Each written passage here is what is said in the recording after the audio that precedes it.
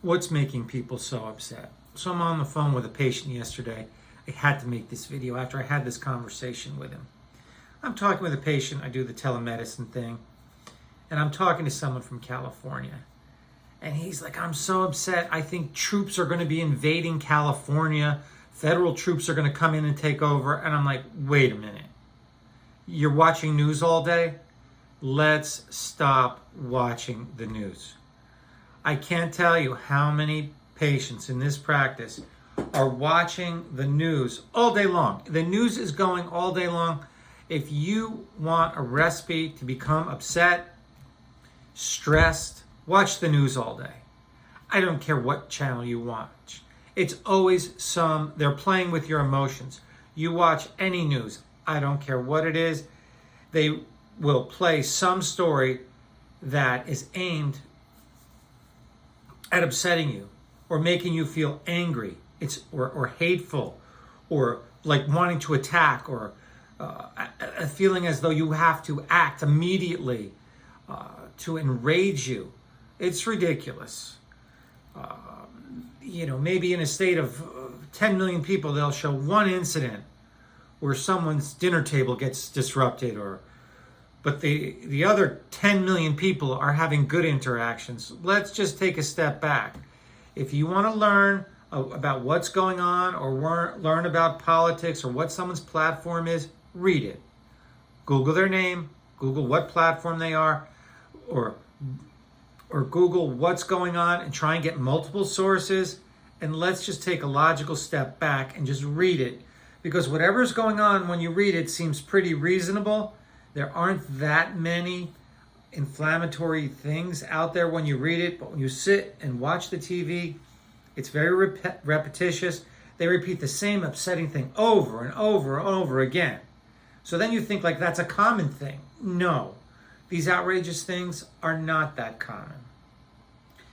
You don't need to upset yourself all day. So when I have patients come in, I'm upset. I say, are you watching the news all day? I could feel it when they come in.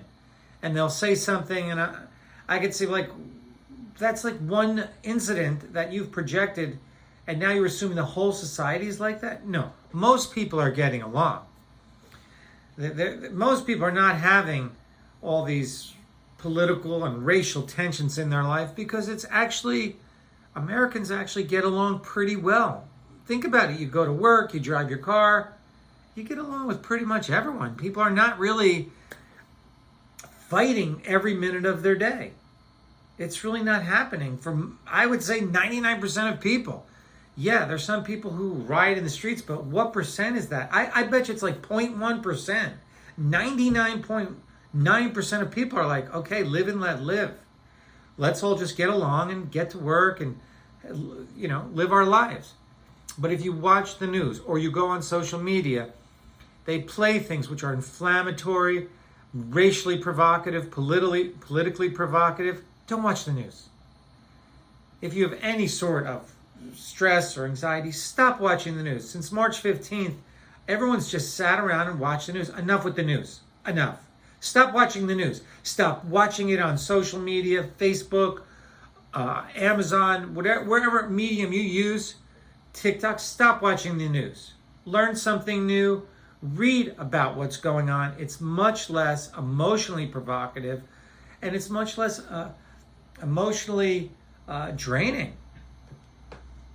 We have to move in this direction, people, because this is not working.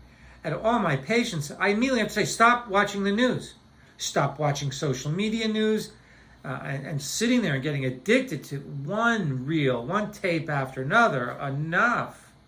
Read the news.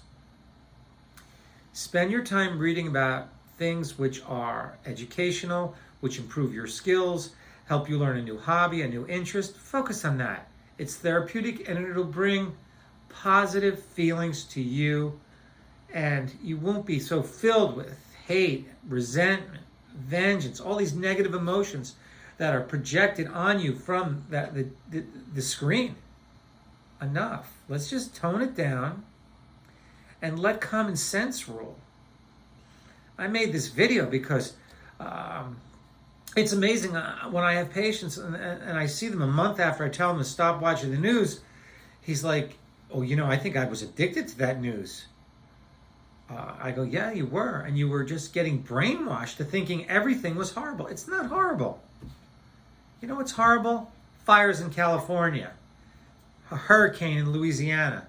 Those are horrible things. This other stuff is made up garbage. So let's just take reality for what it is. Yeah, drought's a problem. Fires are a problem. Hurricanes are a problem. Floods are a problem. Those are real problems. This other stuff is it's smoke and mirrors. It's just getting you inflamed to manipulate your emotions, to get you to be co-opted to who's ever generating those images to their ideology. And it's called